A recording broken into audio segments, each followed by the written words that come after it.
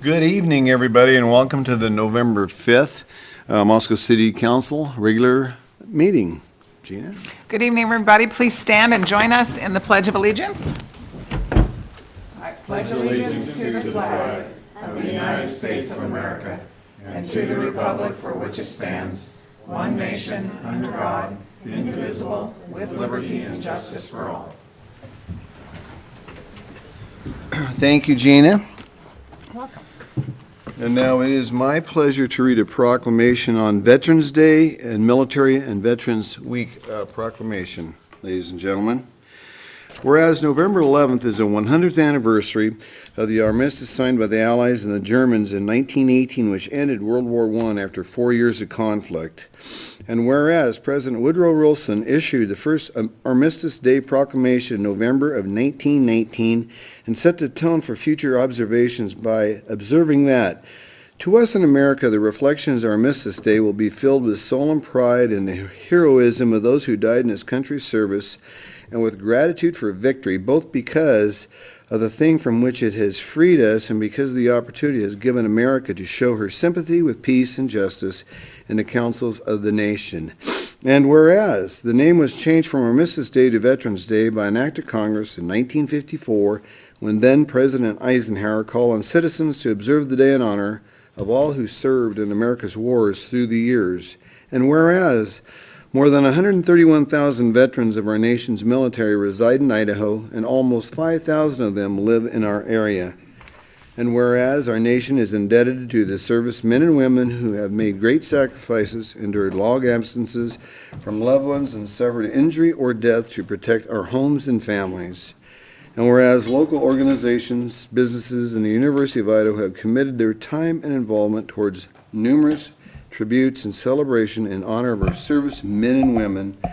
And whereas the Veterans Day is an opportunity to honor our nation's veterans for their sacrifices. Now therefore, I, Bill Lambert, Mayor of the City of Moscow, do hereby proclaim November 11th and November 3rd through the 11th, 2018 as Veterans Day and Military and Veterans Week in the City of Moscow, and I urge all citizens to observe Veterans Day, to participate in events within the community to honor our local veterans, to reflect upon the sacrifices made by America's military personnel, and to preserve and promote enduring peace around the world. And ladies and gentlemen, with us this evening to receive this proclamation is retired Lieutenant Colonel Jason Neerman, the Military and Veterans Service Coordinator of the University of Idaho. So, Jason, if I could get you to please come up with me.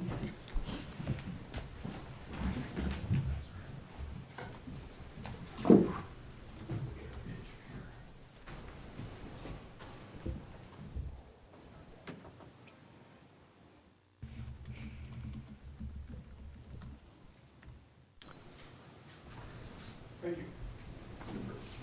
Jason, sure. Please right at the podium. So thanks, Mayor Lambert and everybody. I appreciate this. Like you said, this is the 100th anniversary of what started off as Armistice Day turned into Veterans Day. It's a special moment for me because I get to work as a Veteran Services Coordinator at the University of Idaho and get to deal on a daily basis with our men and women that have already served and are coming back to finish up and continue on with their education. So, like you mentioned, there are events throughout the week to recognize the day. There are several throughout the university, starting, for example, on Wednesday night is a performance, musicians and readings out of short stories and poetry from war correspondents from NPR. Thursday's our official ceremony that we'll do on the steps of Memorial Gym. The Marines of the Palouse, a local organization that's been very charitable to our veterans, has a military ball on Saturday night, and then on Sunday is a veterans dinner. It's open to anybody, and that'll be at the Pittman Center. That'll be in the evening, but VFW and American Legion are hosting several other recognition events over at the cemetery here in Moscow with some fellowship stuff following that. But at any rate, I appreciate this again, and lots of opportunities to come out and recognize the day. So, thanks, sir. Well, thank you, Jason. And with that Veterans Appreciation Day dinner, which is, like you said, Sunday the 11th. The doors open at 5:30 at Pittman Center. At the end of the table over here, for anybody who'd like to grab one of these brochures, they can take them with them. I will certainly be there. So, and of course, all of our military men and women, veterans, as well as folks in the military now, I certainly recognize them as well as the rest of this council. Yes, sir. Jason, so thank you very much for being with us tonight. Thank you. Okay, with that, I will move on to item number 1, which is our consent agenda. I move to approve the consent agenda. Second. Okay, we have a motion by Catherine and a second by Gina to approve the consent agenda as it is. I will start the roll with Brandy. Aye. Aye. Aye. Aye. Aye. Okay. We will move on to item number 2, staff recognition report. Gary, do you have anything for us tonight, sir? Nothing tonight, sir. Okay, mayoral appointments. I have 2 appointments for the council this evening. And that is Lauren Goss from the Tree Commission, expiration 12/31/2018, and Kevin Booth, Sustainable Environment Commission, expiration 12/31/2018, and that's a college voting seat. And by the way, these will be all extended early in the year. We'll extend these folks into a longer term than this, so they're not just serving for 2 months. But I would clearly entertain a motion for these 2 candidates. So moved. Okay, I'll give it to Catherine in a second by Jim, and I'll start to roll with Ann. Aye. Aye. Aye. Aye. Aye. Okay, do we have Lauren or Kevin here by chance? I always like to give people a chance that are on our commissions to get up and say hi and say who they are, and we really appreciate all the hard work the commission folks in our town do, and so I always want to make sure they get a chance to say hi to us and tell us a little bit about them. But this evening on this dark and gloomy night, they are not with us. So with that, we will move on to the next item, which is public comment and mayor's response period. We allow 15 minutes for people to say what's on their minds, as long as it's something that is not on tonight's agenda or something that is in front of the Board of Adjustment and or planning and zoning. So please come up, state your name, your address, and tell us what's on your mind. Hi, good afternoon, or good evening, Mayor Lambert and the distinguished members of the Moscow City Council. My name is Brandon Allen. I reside at 624 North Mountain View Road here in Moscow, Idaho. And I'm also a part of the Leadership Moscow Steering Committee, which is put on through the Moscow Chamber of Commerce. It's a 9-month leadership program that the city has graciously been in support of, both in participation with the City Council in a panel session, but also as encouraging participation within the city staff. I'd like to recognize those that are here with us tonight that are a part of Leadership Moscow class of 2019. If you all would stand, please. And as you can see, we have leaders from across the city represented in multiple different industries. We all would like to extend our appreciation along with the Moscow Chamber of Commerce and the other members of the Moscow Leadership Moscow Steering Committee. Thank you. Just stick around for a second, Brandon. Thank you.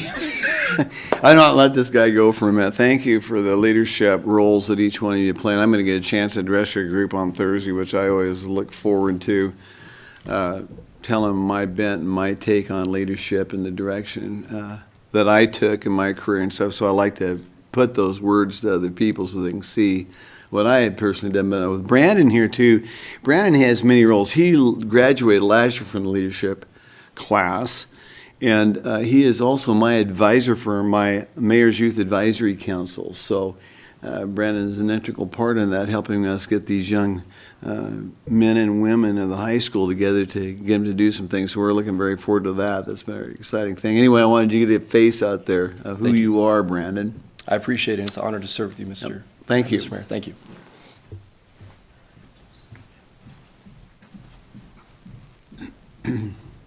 How many people are in the leadership class?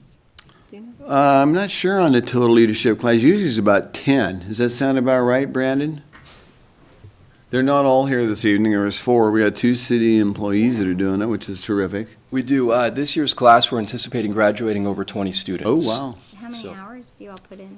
So once a month for 9 months, we meet in different parts of the city of Moscow to learn about the history of Latah County, for example. The structure of the city is what we'll be going over this Thursday, where Bill and Gina, a few others, will be able to present to us. But what we're really looking at doing is cultivating the next generation of leaders and enhancing leadership skills of those who are already in positions of leadership. So it's definitely a program that I've found near and dear to my heart. That's done a tremendous work for me as somebody who's a transplant to the Moscow community, not only growing roots within the community here and learning about the robust offerings of what we have here in Moscow, but also just building a vast network of individuals that I can call upon, and our cohort of this year will also be able to call upon in the future to collaborate in making this great city even better. One of the things that came out of it this year was, or from last year's class, was the Mayor's Youth Advisory Council, as well as Moscow Young Professionals, who's chaired by Chloe Rambo with the University of Idaho. So it truly is a comprehensive leadership opportunity for any of those who are interested in expanding on leadership, which, as we all know, is something that we can learn from each and every day. Any other questions? Oh, thanks. All right, thank you. Thank you, Brandon. Others out there would like to come up and address us this evening? Okay, with that, we'll move on to item number 5, which is a Citizens Commission report. We've got our Moscow Tree Commission with David Schott, as well as Clark Flip with us here. So, David, you have got the podium, sir.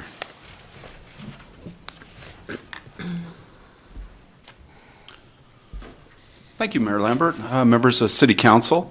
The Tree Commission is a wonderful group to work with, and it's been a pleasure this last year working with them. So tonight, we've got Clark Phillip here, the chair of the Moscow Tree Commission. He's going to give you the annual report. So with that, I'll turn it over to Clark. Welcome, Clark. Thank you, David. Thank you, Mr. Mayor and members of the City Council for the opportunity to give you the annual report tonight. So just an overview of the mission statement of the Tree Commission. We help plan, establish, and help conduct a comprehensive community forest program within the city. And the short version is that this will help enhance the quality of life that all that live, work, and visit our city. An overview of our team over the past year. Myself there, veteran members David Rock and Mary Jo Hamilton. We got some new members on the commission this year, consisting of Debbie Kadlik and Dr. Daniel Cronin, both with extensive experience with landscape architecture and design. You just appointed Miss Lauren Goss this evening, who we are excited to meet tomorrow evening, and if you'd like to attend our tree commission meeting tomorrow evening, I'm sure, well, we'll put her on the spot and we'll give her a little rundown about herself. We still have one vacant seat open. We did lose 3 members, veteran members and newer members over the past year, Nels Peterson, Amanda Ragana, and David Griffith. And we still have 1 seat open despite a campaign to recruit new people through a press release in the local paper. This year we've been pleased to have Ms. Gina Tarusio as our council liaison. She not only has been attending our meetings, but also helped man our September farmers market booth. And of course, we couldn't do it without David Schott, Assistant Parks and Rec Director, and Donna Howard, also the staff, for diligently taking our minutes for us. Well, just like any other aspect of our public infrastructure, our public schools, our roads and streets, the community forest should be thought about as a integral part of our green infrastructure, consisting of privately owned trees in the rights of way, and also trees on public property. Benefits of these trees include cleaning and cooling of the air, especially during our endemic summer wildfires, and traffic calming measures, producing a boxed-in effect that forces drivers through a psychological means to think that they're boxed in and slow down on our city streets. Reducing energy demand during the summer months by shading our homes and breaking the wind during the winter months. Conserving water by shading water-loving turf And I'd also like to point out that when you plant a tree with turf underneath and remove some turf, it may qualify under our city water program's turf removal rebate program. It's a mouthful. It, of course, enhances our public space with our parks and our local university. It may help our wildlife too much with the recent arrival of a bull moose in my neighborhood, coincidentally. And of course, maybe the most observable benefit that trees is our economic stance in our public businesses downtown and throughout the city, with our multiple eateries that we see people enjoying underneath our trees in the summer months. And of course, our citizens can increase in their property value if they plant ornamental or shade trees in their property. As a part of the city's comprehensive plan, trees have been added to the plan and also are helping climate change mitigation through the increase of forest diversity as pests and tree pathogens inevitably move their way north into our area. Reducing the heat island effect with shade being cast onto our asphalt surfaces instead of direct sun, which prolongs the life of our paved surfaces. Stormwater mitigation through the slowing and cleaning of stormwater in our riparian areas and also our tree islands and parking lots. I want to see increased tree planting on our public lands here in the city and on the rights of way. Enforcement of our tree removal and replanting permitting process through Parks and Rec. Planning for the replacement of our downtown trees to keep that vibrant economic basis going. Keep planting those trees along our city pathways and our active alternative transportation methods. Keep people out there biking and walking to school. But also planning for shade where it's not wanted, such as where alternative energy, solar energy, can be used. So these are all parts of planning for the city's comprehensive plan where trees come into play. Public outreach, maybe we might consider unofficially our capstone event is Arbor Day each year. This year was at Lena Whitmore Elementary School where a oak tree was planted. This is a recycled picture, but as you can imagine, there were still multiple children with tools several times their sights being swung around and almost hitting other children in the head with adults looking on. We are also presented with the Quarter Century Tree City USA Award and the Growth Award, which has been awarded for several years in a row now. Of course, Mr. Mayor, you were there on that beautiful sunny April day to give the annual proclamation. Thank you. And you usually have a 50-50 chance of the weather in April, guys. And I think I got a sunburn, so we had the good weather. Other public outreach events include our annual farmers market booth manning. This year we were at the very first farmers market in May, where all 350 of our seedlings went out to the public in one, well, I don't know how many hours they went, but they went quickly. We had none left over. We also talked tree planting and selection with regards to our revised and new revision to our street tree selection and planting guide. Our September booth consisted of talking about downtown street tree replacement ideas, our various literature pamphlets that were distributed, and also speaking about the Food Forest Park, which I'll get into more. Classes offered this year included our perennial fruit tree pruning classes given by the fantastic Deb Pearson of WSU. Tim Story was kind enough to let some of the students butcher some of his own trees at his orchard between here and Potlatch. David Griffith gave a landscaping class just recently in September. And again, Mr. Tim Story at his orchard gave an heirloom apple tasting event just a couple weeks ago. Issues strongly considered by the Tree Commission this year.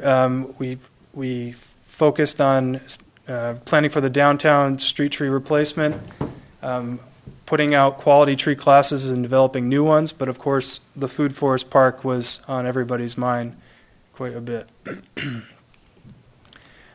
Goals of the Food Forest Park this year, after the acquisition of the 4-acre piece of land near the Grove Apartments in Indian Hills were to establish a core development team consisting of 2 Moscow Tree Commission members, one of the Parks and Rec Commission, 1 member from there, a member of the public, in this case, the Executive Director of Rural Roots, to be on the core development team, and a locally recognized expert, which in this case, we couldn't think of anyone else but David Griffith, who departed once he kind of received this position. Goals of the Food Forest Park development included, for one, naming the park. Right now, the working name is Food Forest Park. But we are in the process as we speak, and tomorrow we may hear some of the proposed names to officially name the park. Other goals, create a shared understanding of the project with a mind mapping exercise, which occurred with the core development team recently. If you picture a crab with 8 legs, this mind mapping project looked like a crab with about 50 legs. So there's a lot of aspects of this park that are very, very exciting. Future goals are assign work projects that are both measurable and achievable, develop a scope of services for a project consultant, and identify stakeholders for a communication plan, how we're going to eventually glean from this food forest park. There's still a lot of questions there. Ultimately, by February 5th, 2019, there should be a conceptual plan that will be drafted along with a cost estimate provided by the consultant, which will be included for consideration for the fiscal year 2020 budget.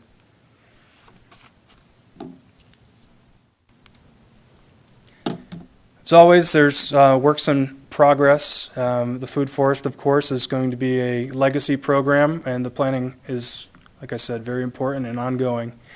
We want to increase trees where they can be planted in our rights of way, where they make sense, where they're not under wires. We want to promote education about the enforcement of tree removal and planting and the permitting process, and with the overall goal, again, to increase the total number of trees in our community forest. And with that, that concludes the annual report to the commission or to the council. If you have any questions, I'd be happy to field them. Clark, I got a question for you. You had mentioned earlier in your presentation about if somebody plants a tree and replaces some sod, where that tree's going to go. There's a kind of a rebate. Did I misunderstand that, or is that, could you explain So that a little more? the city water department, as far as I understand, still offers a rebate program where if you remove turf, there is a rebate program out there for whatever replaces that turf. Go ahead. Oh, I'm Mayor Lambert. Nicole Baker with the City of Moscow has the Y-scape program that if you remove some turf and do Y-scaping, there's an opportunity to have some funding available for that. Oh, that part I understood. I thought maybe there was something that if you took some sod out, you could get a tree in lieu of taking that sod out or something like that. The rebate could help pay for the trees. Sure. Is there a certain, and I'll have to talk to Nicole about it because I'm not sure exactly how much of a square footage or area that she would be talking about there. So I just thought I'd bring that up. Questions for Clark or David? Gina?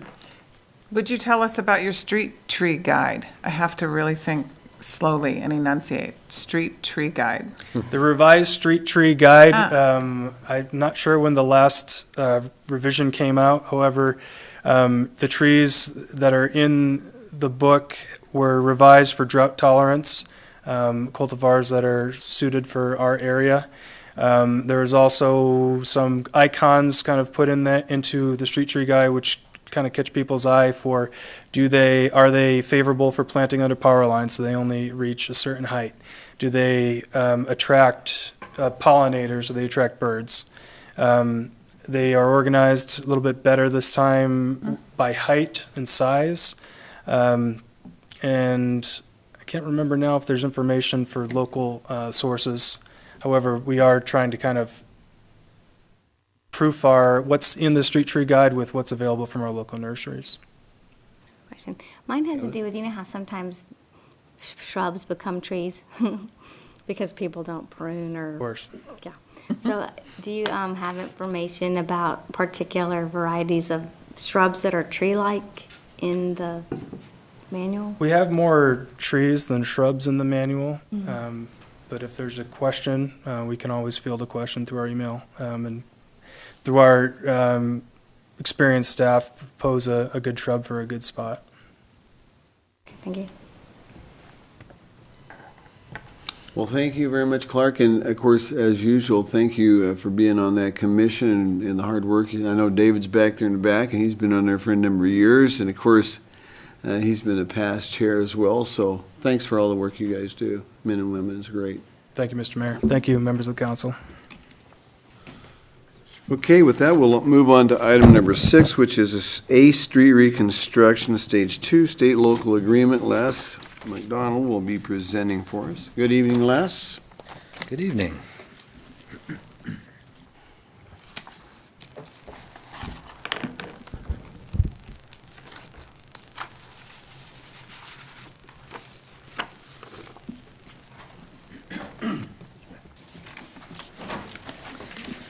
Well, good evening. The item before us this evening, as the mayor stated, is our A Street Stage 2 State Local Agreement. This is the state local agreement at the construction phase. We had one previously for the design some years back. We have gotten through that design process and are now ready to advance into construction. In talking with Gary Riedner earlier about this upcoming topic, we felt it might be helpful for those that are newer to the council to have a little bit of a briefing as to what this project is. And I say that because it's been around a while, as you'll see in just a moment. So we'll talk a little bit about the scope of the project and briefly on its history before we actually get to the state-local agreement.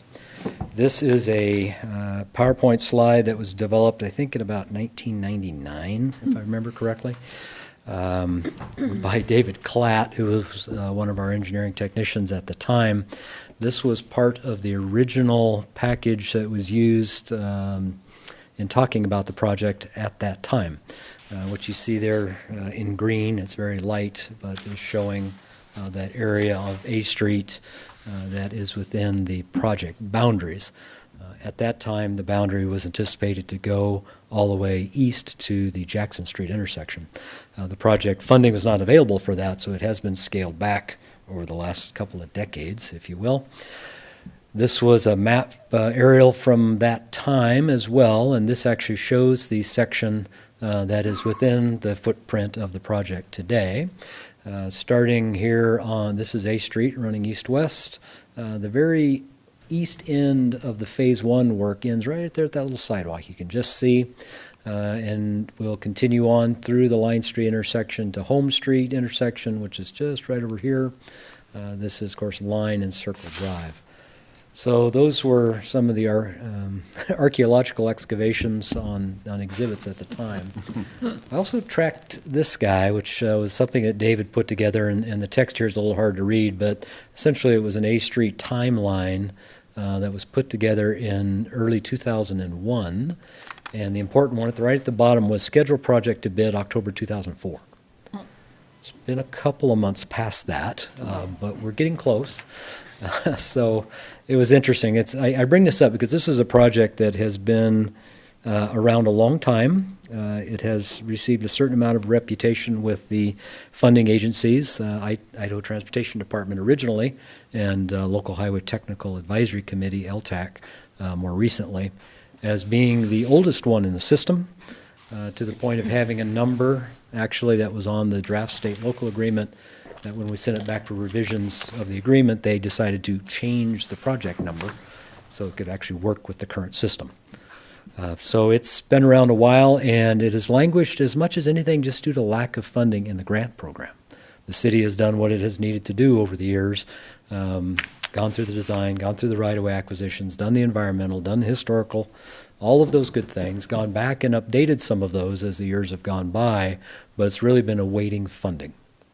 And it was a funding maneuver, if you will, done about 2 years ago, which involved funding from the Mountain View Road project, shifting over to the A Street project to then give us enough funding to be able to move forward. Mountain View obviously then will be deferred a bit further, hopefully not nearly as long as this project was. But we are able to now advance this with sufficient grant monies. So to talk about the project, from that aerial view, this is the same section of area, slightly larger, off of the construction drawings. And again, A Street running through here. And don't worry, we'll zoom in on some of this a bit. Line Street, Circle Drive, Home Street on the east end. So just to give you some detail, excuse me, as to what it will look like. This is starting on the west end, again, where the Phase 1 project was completed back in the 90s. We will begin and work our way to the east. That's the existing road section that's out there, about 40 feet. As we continue east, because of the topography involved, there's a pretty good hillside here, and the limitation on the availability of right-of-way because there are buildings fairly close. The road section varies quite a bit, and it does have to narrow down as we work to the east. So you'll see a section here where there's a travel lane eastbound, one westbound, and parking on the north side. Continuing on, you'll see areas like this where we have these parking pockets, if you will, where we bump out the curb line and widen the road to add some additional parking on the south. Again, 2 travel lanes, parking on the north as we're heading east. Another bump out here as we're approaching the Line Street intersection. And then on the north, we're transitioning. You can see this curb island that's sticking out here, center island in the middle. This is being done because as you're coming westbound to the intersection, there's a left turn pocket involved at the intersection. So we have to have an island on this west side of the intersection and then transition back to a typical 2-lane configuration. The intersection of Line Street, which is here, and Circle Drive to the north, with A Street will change significantly. Right now it is a through street. Because of the grade of Circle Drive, starting essentially right at the existing edge of the north edge of A Street and taking off at a severe grade immediately, combined with the constraint we had on right-of-way availability in people's yards and buildings, really led us eventually to the decision that Circle Drive needed to be closed off. And it is a street that does not have a huge amount of volume upon it, and so it actually lended itself quite well to that. And ultimately what we came up with is a cul-de-sac on Circle. We'll come back to that in a minute as to how that will function. But what that does for A Street and Line is it makes it a T intersection rather than a 4-way. By doing that, A Street will then become the major route. As you know, today it has stop signs at this intersection. That is as much as anything to do with the fact that if you're coming down Circle Drive in the winter, trying to stop at a stop sign at this intersection is going to be next to impossible. And so years and years ago, I think they determined that with that and other factors that A Street needed to stop.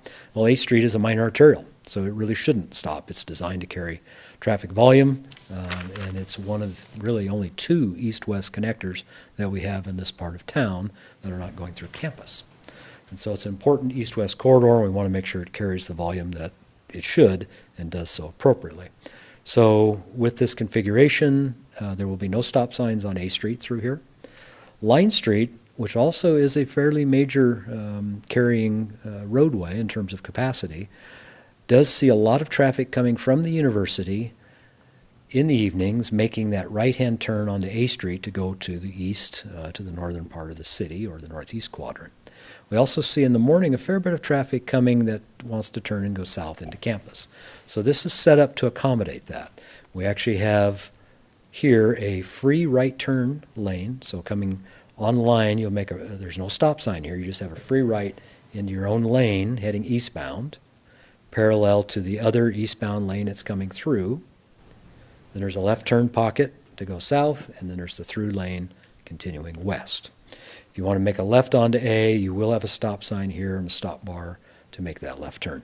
That is one of the lowest count moves that we have currently that will be impacted certainly to a certain extent by the closure of Circle. Some people will need to go left and then continue on up the hill. But this is a pretty major change, and it will have a significant impact on traffic flow in the area in terms of how it's managed.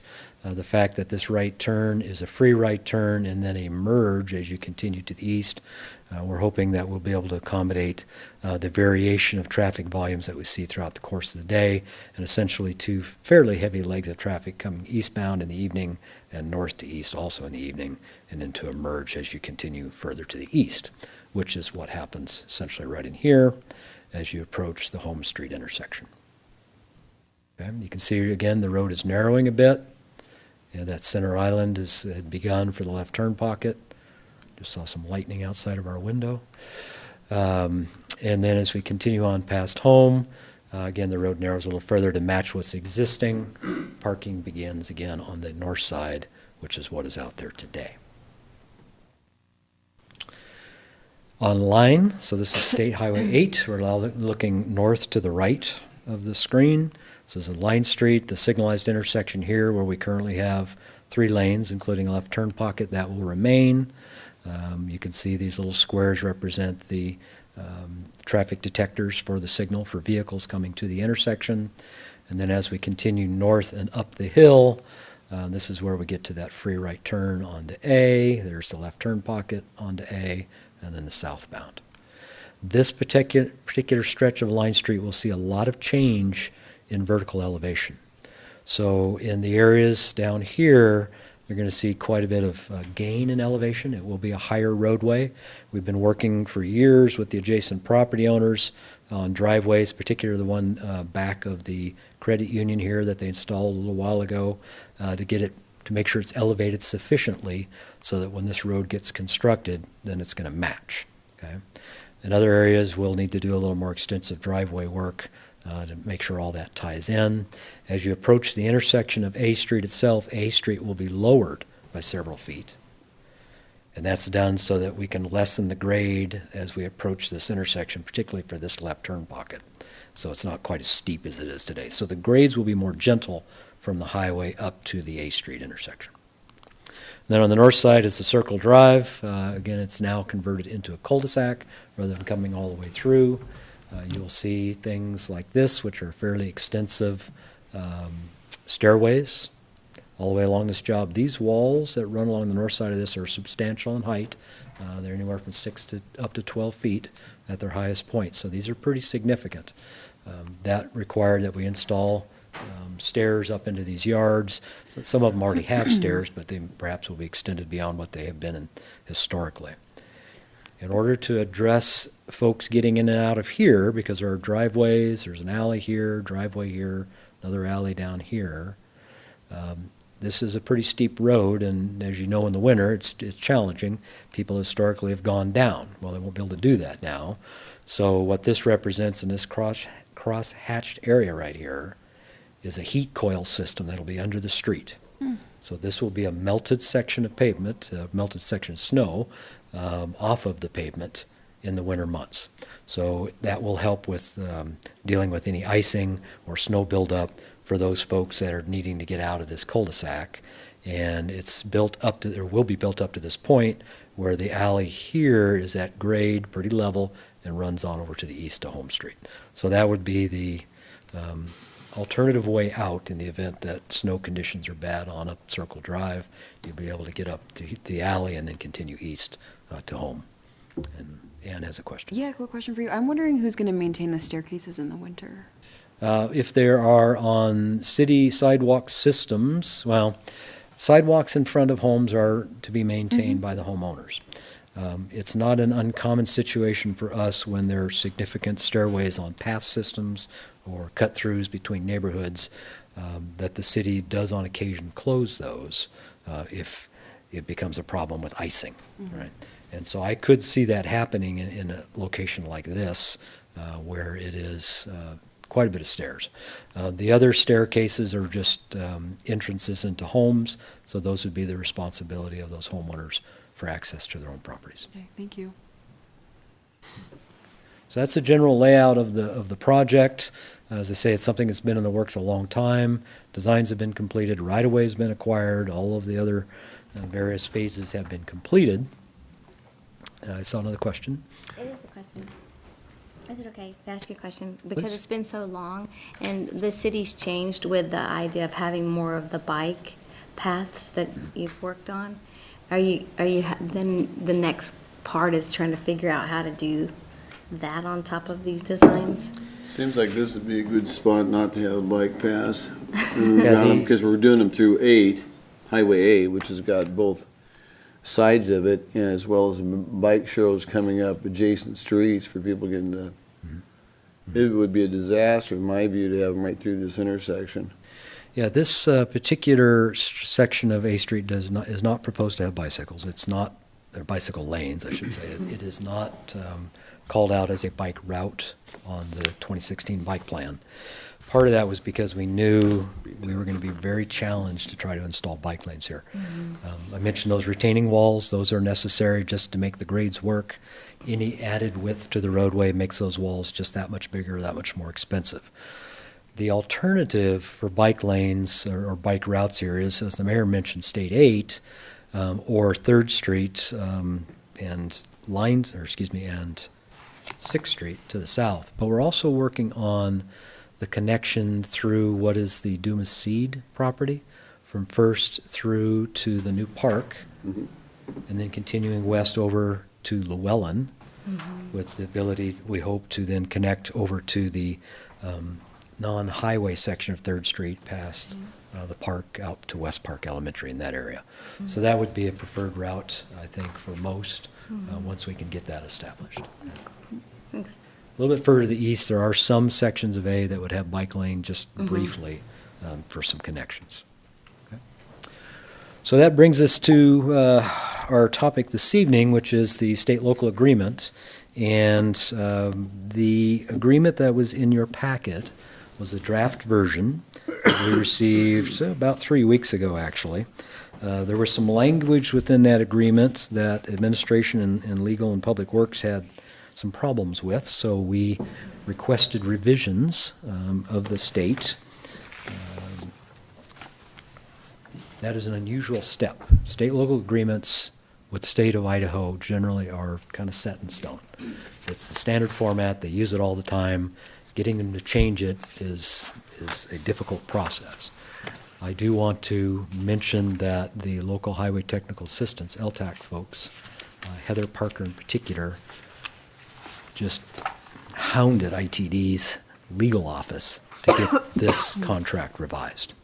And, constant phone calls, emails, reaching out to everybody to make sure it happened.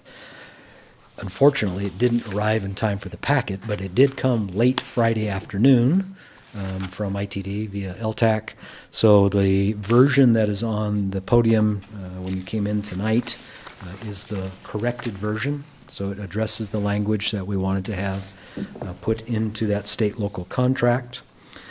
Also, there is a resolution that was also updated and handed out this evening that reflects that new project number that I mentioned earlier. Some track changes on that one-page resolution as well. So those will be the two documents that we'll ask that you look at this evening for consideration. As part of the state-local agreement, assuming it is approved by the city council, then the mayor will sign that agreement. We send that back to the state. But along with that, amazingly enough, they would like some money from us. Pretty typical. The normal state-local process consists of the vast majority of the funding being grant funding, with a slice of the money coming from the city as the local match. Okay? In this case, our overall total projected project cost is about $4.3 million. That includes design, land acquisition, all the various phases, and construction. Out of that, the federal aid eligible cost, which is the grant money eligible work, is about $3.3 million. The local match to go with that, $3.3 million, is $265,000. So for the street job, just in and of itself, we would be paying $265,000 out of about a $3.6 million project. Okay? The city requested that we include within that project updates to our water and sewer system. So that is part of our effort to improve the crosstown water flow from the Wells 10, Wells 9 sites and Well 8 sites on the west into the center of town and beyond.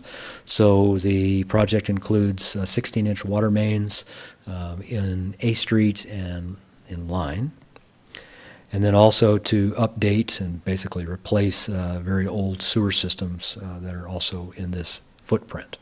So those are considered non-eligible costs by the granting agency because they're not part of the road project. They're not eligible for grant monies.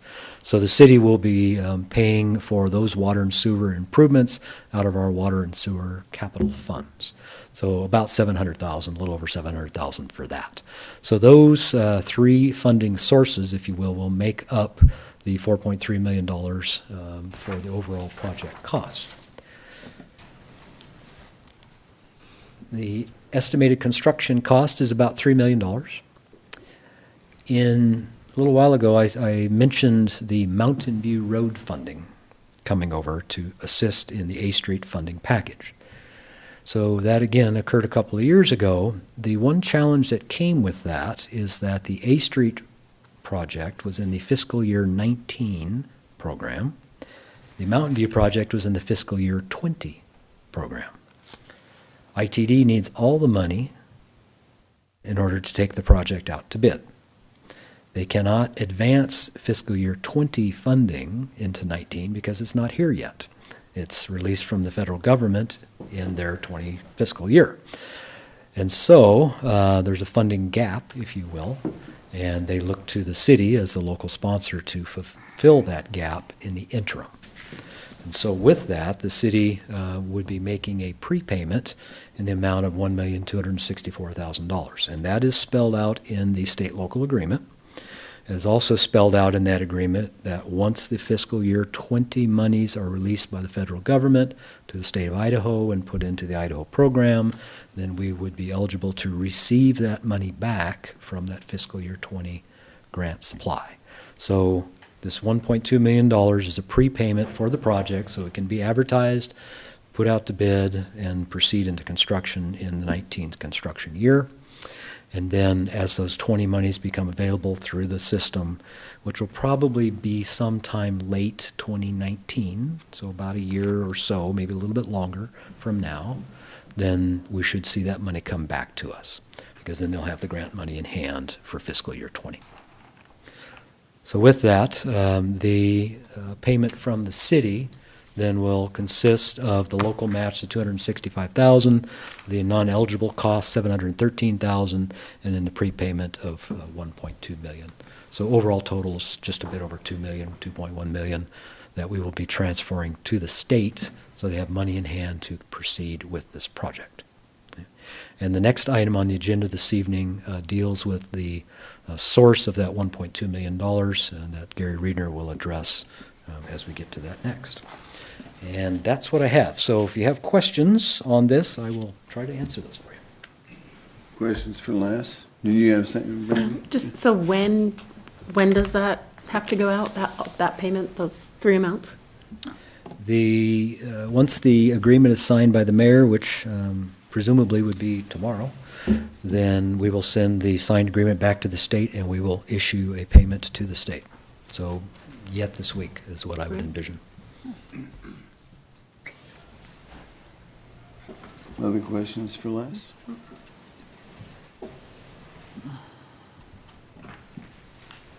I have one more. So you said that there currently is that left turn pocket as you're coming up Line Street.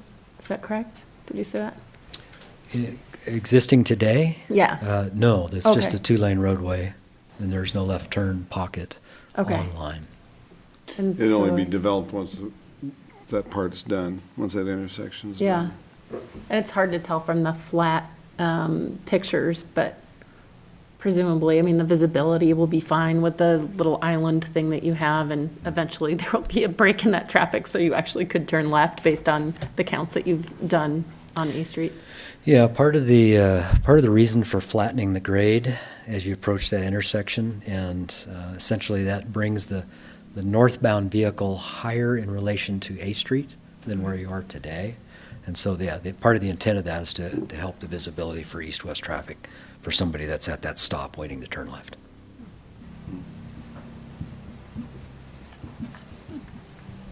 Mr. Mayor, with Yes. that I would move to approve the resolution approving the state-local agreement for the A Street Improvement Stage 2 project and authorize yourself to sign the agreement. Second? Okay, we have a motion by Jim and a second by Ann to approve the resolution approving the state local agreement for A Street Improvement Stage 2 project and authorize the mayor to sign the agreement. I'll start the roll with Ann. Aye. Aye. Aye. Yay. Okay, thank you very much for the nice report, Les. Now we'll move on to the next one, which is a Don't you have to read that Nope, resolution? it's a resolution, it's not an ordinance. Okay. Resolution, let's see, number 7, resolution for a street reconstruction stage 2 funding. Gary is gonna talk about where the funding is going to come from to do this. Thank you, Your Honor. What you have before you is a resolution. As Les indicated, ITD, in order to proceed with the project funding for A Street, required construction to start before they'll even bid the project. They need the entire local match and city participation in the project. As Les also explained, because of the funding of the two STP Urban, taking some of that funding, transferring it from the Mountain View project to the A Street project, which was, as Les indicated, a very convenient thing to do. It would have, if we could not find if we could not find grant funding, excuse me, it would take a lot longer to do the project, and those improvements that you see along there need to be taken up at the same time. You shut off Circle Drive, raise the profile on Line Street, all of those things need to happen at once. Unfortunately, the funding that is available comes in the fiscal year 2019 and fiscal year 2020. Construction will begin in fiscal year 19. So we were $1,264,000 short. That was anticipated when we put the budget together for fiscal year 19, which you approved and took effect on October 1st of 2018. So those funds were appropriated. The source of the funding was intended to be an interfund loan from the sewer fund. And the resolution that you have today lays out how to do that. So the match that Les talked about, the $264,000, was monies that we had accumulated over the years from an LID and some other funding sources on the A Street project. However, the $713,000 out of water and sewer funding has been appropriated out of the water and sewer funds for the underground utilities, which leaves the balance of the grant funding that we're anticipating that we need to fund early in order that construction, so that construction can proceed in 2019. State isn't going to front that money. They require the local entity to do that. So we've identified the best way to do that is through an interfund loan from the sewer fund, where we have accumulations of capital funding. You'll note in the resolution calls out how we will do that. It explains, goes through all of the reasons why we're doing this, how much the dollar amount is. It is allowed for us to do what we call interfund investments. We did one for the funding of the runway realignment on the airport. What it means is that council by resolution allows this to occur. The city will essentially borrow that money to move this project forward, and will pay back through this resolution interest at the rate of 2.5% back to the sewer fund. Now, unlike the airport runway realignment project, which had an 8 to 10 year payback period, because some of that funding was being recouped through property taxes on foregone authorization that the council gave when that agreement was entered into. In this case, it is as soon as the federal 2020 fiscal year funding becomes available that the city will get their money back. So we hope it'll be a fairly short-term investment, maybe a year to 2 years at the maximum. However, in order to keep the books right, if you will, those are enterprise funds which are being borrowed, so they deserve to have an interest rate. If we invested them in the local government investment pool at the State Treasurer's office, they're paying right now about 2.15 to 2.2% per annum. The airport runway realignment project, council authorized a 2.5% rate of return to those funds. We're promoting that same rate of return to the sewer fund for this interim period. So with that, I would ask the council to consider passing this resolution. We will need to do that. As you'll note in the CCSR, it does say that council approved the state-local agreement, which you just did, so now we have to fund it. So if you would consider the resolution, the finance director will make that money available, and we'll get that state-local resolution sent down to ITD. Questions for your Ann? Mr. Mayor, what happens in the scenario that the bids come in over budget? It's an LTAC project. We will not be bidding it. If it comes in over budget, my suspicion is that LTAC will look at it. They'll talk to our engineering folks. If it's in a certain percentage, then I think 10% less, they will proceed with the project. Within that, yes. If it's more than that, then they will come back as a sponsor, and ITD, LTAC will determine which way to go. But there's a chance if it goes way higher that they can't do it because we just don't have available funding, although I imagine they would come back to the city and see if we wanted to cover any additional amounts. But of course, then we'd have to come up with additional monies that we haven't identified for the project. Okay. Other questions for Gary? Brandy? So in that payback, it will come as one lump sum when it's released in 2020? That is our hope. I don't know how the state gets the federal monies, whether it comes in different payments. We hope it comes in one, but it's really according to the way that ITD does business with the feds. And is that the entirety of what we're expected to get for that Mountain View, or is that just a portion of the 1.2 million? I think it was the entire Mountain View allocation, wasn't it, Les? No, not quite. There were monies that were retained to complete the design of Mountain View, and that is in the works now, and then also get through the right-of-way acquisition phase, which is what's pending next. So it was really just the construction component, as I recall, or at least a good portion of it that was transferred over. Gina, you had? I just had kind of a question, and it might be naive, but how assured are we of the return of this money from the feds? Well, Or the funding of, the money's been programmed. However, as you know, governments do what governments do. It would be highly extraordinary for the current program not to be approved. Barring some depression or something like that where the federal government just couldn't do it. But there are literally thousands of these projects across the nation. It would be something I would presume to be fairly cataclysmic if, they wouldn't be singling out the city of Moscow not to pay back. But that's the only thing that depends. In fact, that was one of the things that we looked at the original state-local agreement. There was, as ITD tends to want to do, they want to pass as much responsibility onto the local sponsor as possible. So there was some language in there that made it questionable that, if it isn't funded, then we forfeit all rights to get it back. We wanted to make sure it said, if it isn't funded, we will keep applying for it in future years. So we believe the risk is pretty low, but again, we don't have no control over ITD, and we certainly have no control over the federal government.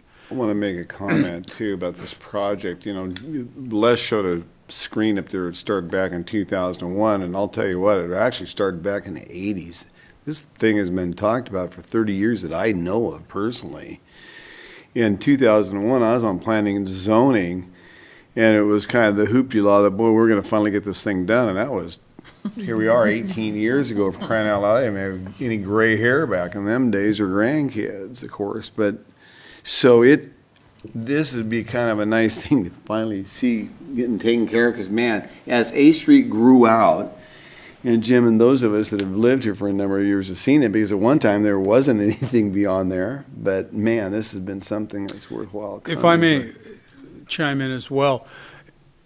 In the off chance that somehow the federal government cuts off all federal aid funding and we don't recoup this, the loan is still outstanding to the sewer fund. So at that time, what we would do is we would just have to reprogram the 2.5%, or perhaps we would renegotiate the interest rate. But the general fund and the street fund would have to eventually pay back the sewer fund.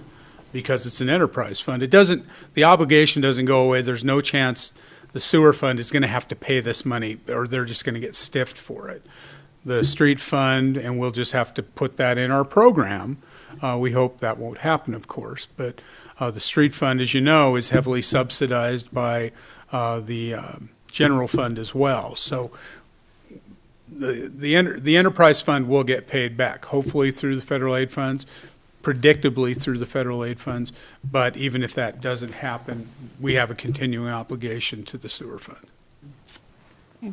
Brandy? So the $30,000 to $50,000 of interest that will be added on to that, where will that come from? It'll come out, it'll have to be programmed into the street fund. And again, as you know, we do subsidize the street fund because gas tax and road and bridge tax only goes so far. We do subsidize with the general fund. So eventually, through our capital accounts, we'll have to pay that interest.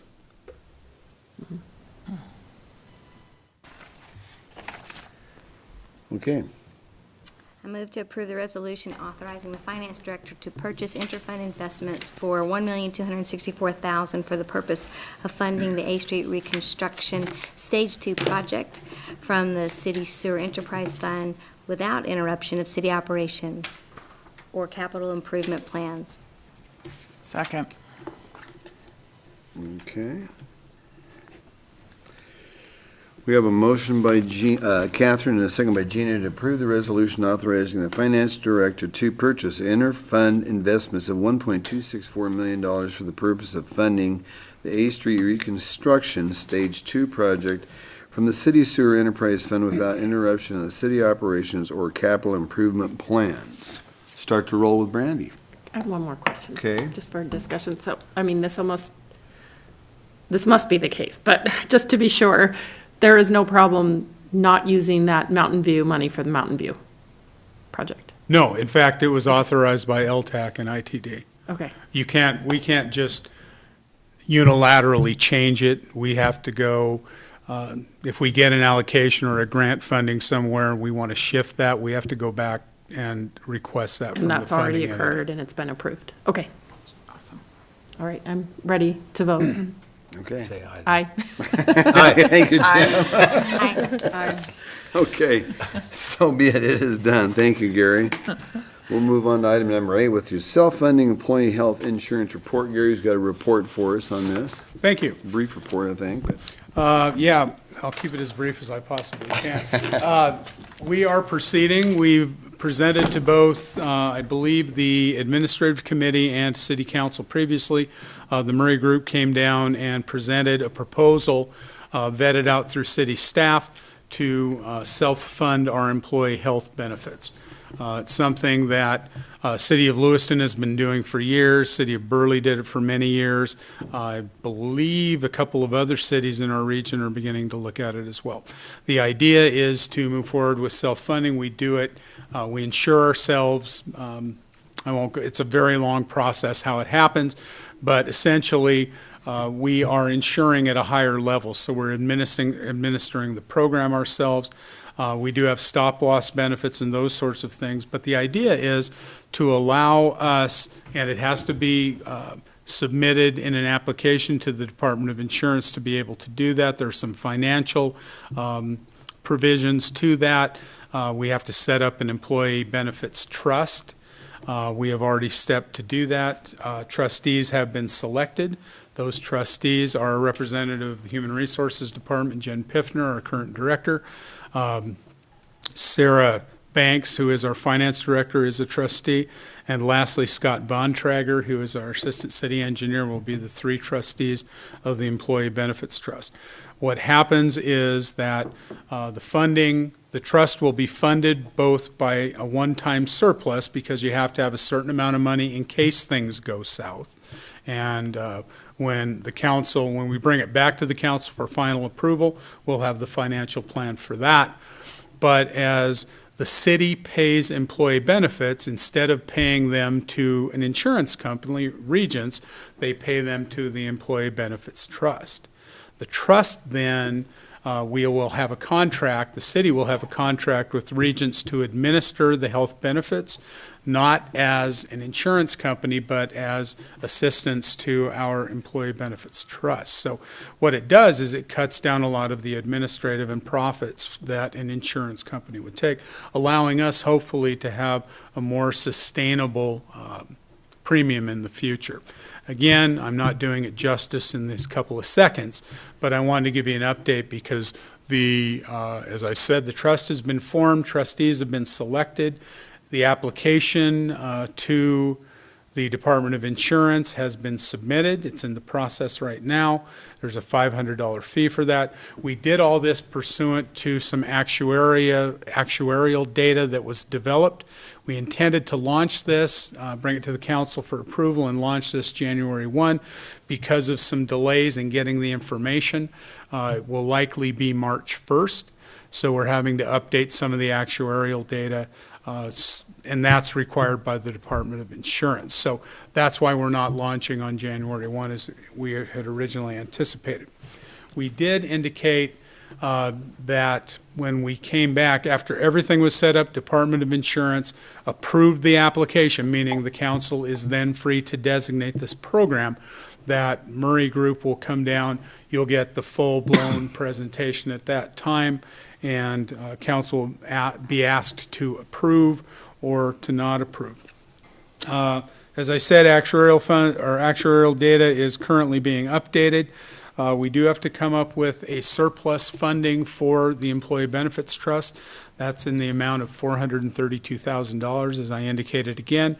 When you get the presentation, we will be bringing you a plan for that. We believe that that will not pose any problem to us. And we're looking to have everything sent to DOI on November 15th. So with that, we're moving ahead as council has directed, and we should, if everything goes right, in the first meeting in December, we think, is when we should get some preliminary information back from the state.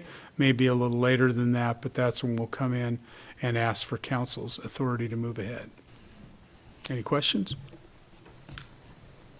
So it is a non-action item, it's just a report. Yep, tonight. just a status We will be hearing it all again in the future, here in a month or so. Thank you very much. Thank you, Gary. Okay, well, with that ended the regular amended, or the agenda on the, so we will go into reports. I'll start with you, Catherine. I had the pleasure of attending the mayor's art awards, which is given every other year by the Arts Commission. And it was presented at the 1912 Center. It was a really lovely event with the participants. Really pleased. They gave some lifetime awards. It was so nice to see the recognition. And then we had the sanitation report, which I'm sure you're going to talk about. And that was great that we're working on all of that kind of stuff. And then farmers market got canceled for tomorrow for lack of quorum. Okay, Ann. I have nothing to report. I was unable to attend Smart Transit and the P&Z open house last week for the comp plan, and Fair and Affordable Housing did not have a quorum. Okay, very good. Let's go with Eugene. I have nothing to report. Both, or two of my three commissions meet this week, tomorrow and Thursday. So next council meeting, I'll have a lot to talk about. This is going quick. Jim? I attended the Human Rights Commission meeting a couple weeks ago, and it was kind of business as usual. There will be a reading of a book at Book People on the 8th regarding the opioid crisis that an author has done. So if you're interested in that and how it affects human rights, I would recommend you go to that. It's going to be in the evening at Book People. Also, there was a discussion about the sidewalks on A Street, which dovetails nicely with Mr. McDonald's report about what will be done to make that more wheelchair accessible. Obviously, we're going as far as Home Street, and there's, with the Dumas Seed construction going on, some of that will get replaced. So there'll be a couple of blocks there that need to be replaced, and so the Human Rights Commission members said they would engage in a campaign to get the homeowners to participate in the sidewalk replacement program next summer, so that that'll be more accessible to wheelchairs on that arterial. Also went to the Police Basin Aquifer Committee meeting, and Research is ongoing on the 4 alternatives in terms of what needs to be done and how much each one of those will cost, and the timeline is still out there a ways. Probably won't be, have all the data in on that until at least 2023. But there is possible shorter-term funding for surface water to use for aquifer recharge and irrigation in the near future, so we'll hope that comes to fruition and we can make some progress before we have to come up with $100 million for a big project in the future. And that's all I have to report. Okay, thank you, Jim. Brandy? Let's see, well, I'll start with, I went to the PBAC annual meeting, which was the first time I had attended that, and it was, I think I might have seen Ann there, I'm not sure, but anyways, it was very interesting, great. There was a presenter from the National Weather Service who was also talking about that sort of additional layer of climate change and the effects on water as pertaining to agriculture as well as our drinking water. So another layer of complication when trying to predict the future. But that was a really interesting event. And SEC met in the middle of October and discussed the pesticides in the parks subcommittee, which had met, includes I think, David, are you part of that? And David Schott from Parks and Rec, as well as someone from the, Calvin, I believe, from the, is that correct? Thank you. It's been, the point is, it's a committee made up of people from the actual Parks Department, on the ground, administrative, and members of the SEC, all working together to try to figure out how to address this in a way that works for all the entities, and identifying what the goal is. Is it pesticide reduction, pesticide elimination, what's possible? So I think that subcommittee has broken off what kinds of things are the SEC portion of that going to come back with as far as research and information. And so that seems to be getting off to a good start. And had another report from the Citizens for Climate Lobby about their efforts to make some statements for the legislative level about concern recognizing climate change and possibly even the carbon fee and dividend. They were reporting on the continued increase in bipartisan support for that effort nationally. And that's all I have. That's it. Okay. I'll add a little bit to that water summit you were talking about, Brandy, because I was there as well. And the lady that came down from Spokane that did the weather thing, that was a real nice addition, because that was the first time that ever happened. So I'm hoping they do that every year, because she kind of gave us the projection for the winter and the weak El Nino that we're going to have and that sort of thing. I found that interesting. So it kind of gave us a 3 or 4 month overview, which is kind of nice. It sounds like skiing is going to be kind of a bummer this year. Maybe. Well, we'll know in March how the skiing was for. We had our last MAYOC meeting, Mayor's Youth Advisory Council, on October 22nd. That was kind of cool. We had 14 kids that are signed up for this, and we're going. We've got a chair, a vice chair, a secretary, treasurer. We do need a historian, because our historian had to bail on us, so we'll be looking at that at the next meeting. The kids will, I should say. The Arts Award that Catherine talked about on the 25th, that was a fun evening, and that's one of my fun events to go to. It's really a laid back, and it's just kind of a neat evening to just kind of hear everything and stuff. So that's one of the fun events to do. October 30th, we had the opening of the Morgan's Orchard Park, and it was a brisk, cool evening, but we had about 30 people there, which was pretty cool. Another one of those little neighborhood pocket parks, which is pretty cool, and that's one of the neat things to see.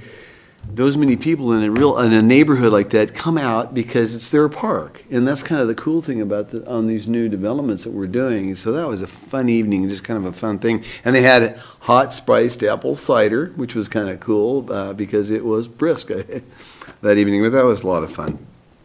Let's see. October 31st, I also had an airport board meeting, and of course we're getting closer and closer on the runway. The rock on the runway is done for the entire length of that thing, and it'll be sitting there all winter, and you'll roll that baby out and start paving this thing next year, which is kind of a cool thing. So that's kind of looking forward to that. We're starting to really see, well, it'll be up and going in October 2019, and we're working on getting that new terminal, and it looks like we're in the ballpark of having 20 million bucks ascertained towards that, so it's looking pretty good for us. And October 31st, ladies and gentlemen, ended the mayor's walk challenge for the state, and I'm happy to report I averaged over 15,000 steps a day. I had to do 10,000 in order to get the prize. And every day when my hips and things and my knee was killing me, I thought about Jim Bolin riding his bicycle 4,000 miles. Jim, so I said, I can do this. I keep telling Jim, I give him a bad time about that. Man, if he can go right across America in a month, I can walk for a month here in Moscow. There's no doubt about that. So it was kind of a fun thing. Had walked to 5 different schools. We're going to get $1,000, and we're going to divvy that up coming up here pretty soon. So that's kind of a fun thing. So, and the 5 schools that I walked to was, of course, Moscow Charter School, Lena Whitmore, McDonald's, West Park, and Russell. So it was a fun, and it's amazing what those kids will ask you, especially the kindergartners and first graders.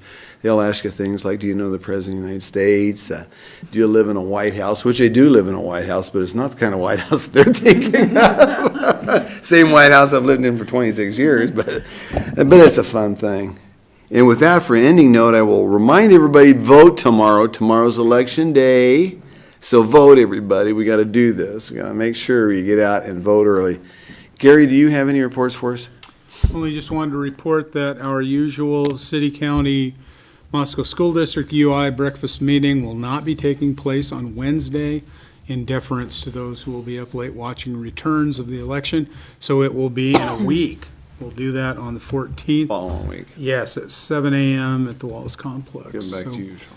other than that, nothing else. I have a question. Okay, with that, I would, Mayor, can I ask a staff question for If the you report want. update? Did is there an update on the surveys for the Central Business District?